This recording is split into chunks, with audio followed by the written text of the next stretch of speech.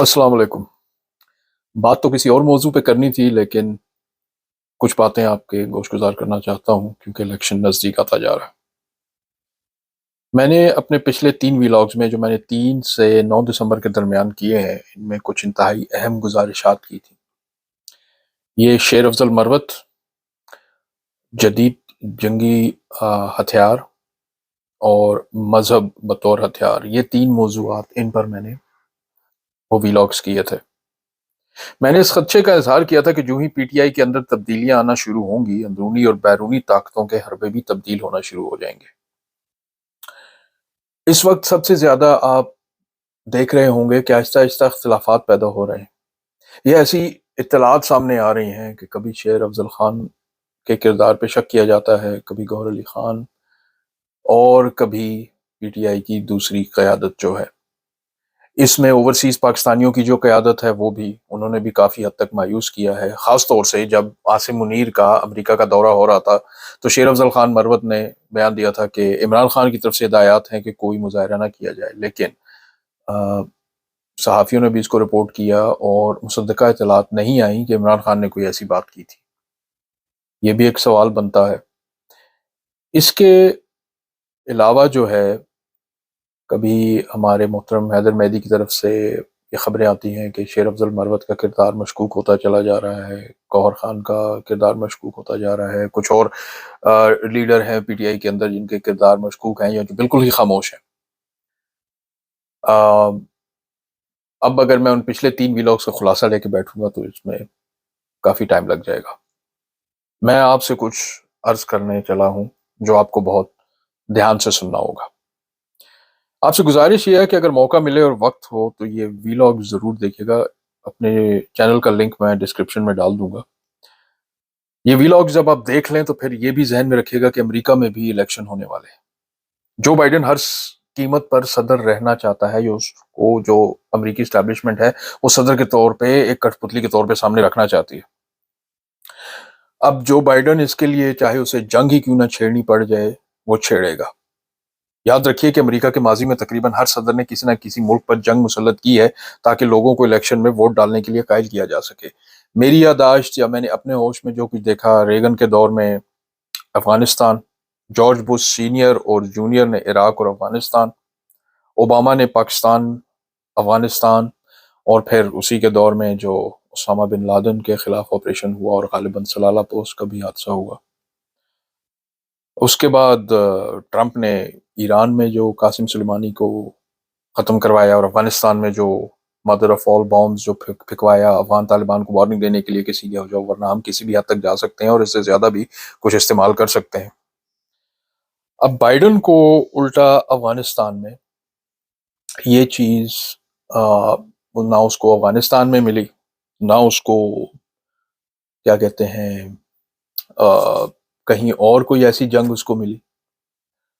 तो अब उसको कोई ऐसी वाज़ेह तरीन जंग चाहिए जिसमें वो अमेरिका को और ख़ुद को एक हीरो के तौर पे पेश कर सके।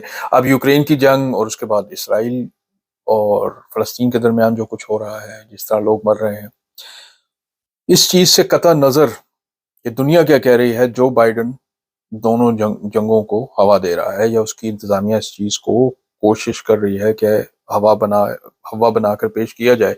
इसमें वो रूस और चीन को इल्ज़ाम देता है कि मुखालिफिन को रूस यूक्रेन में जो है वो रूस नाजायज़ तौर पे काबिज़ होने की कोशिश कर रहा है, और चीन जो है और रूस जो है वो हमास और हिजबुल्लाह के जो फौजी हैं या उनको हथियार फराहम कर रहा है। अब इसके अलावा यूक्रेन और इसराइल पे बेतहाशा पैसा भी खर्च किया जा रहा है।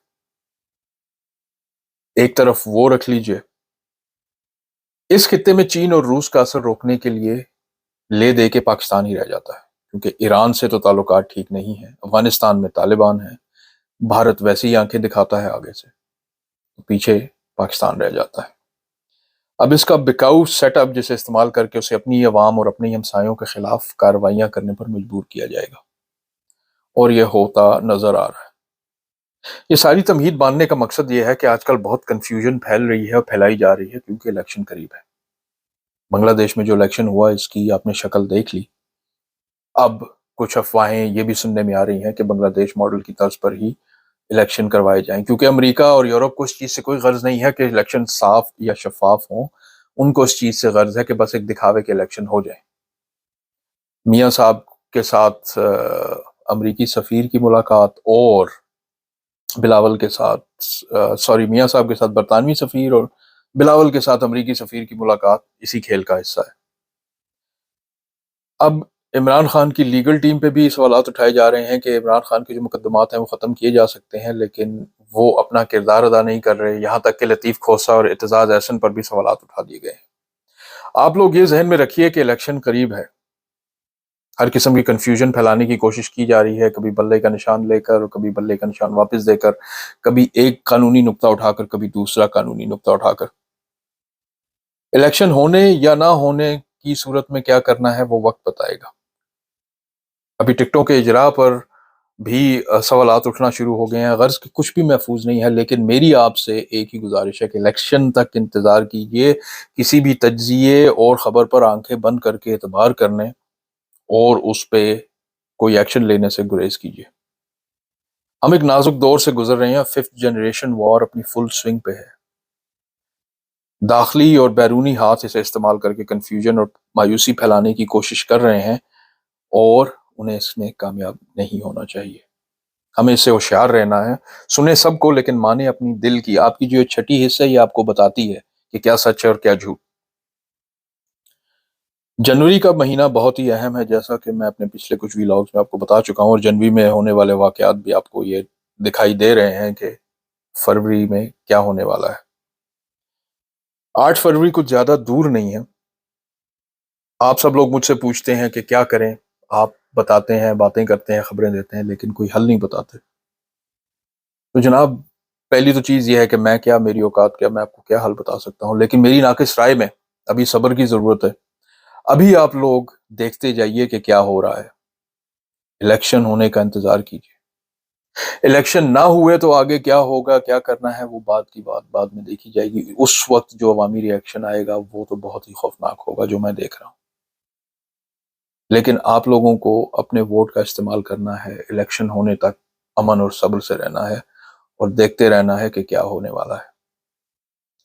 انشاءاللہ اگلے ویلاگ تک مزید کچھ خبریں اور تجزیے لے کے حاضر ہوں گا۔ اللہ آپ سب کا حامی و ناصر ہو۔ پاکستان زندہ باد، پاک افواج پائندہ باد۔ اللہ حافظ۔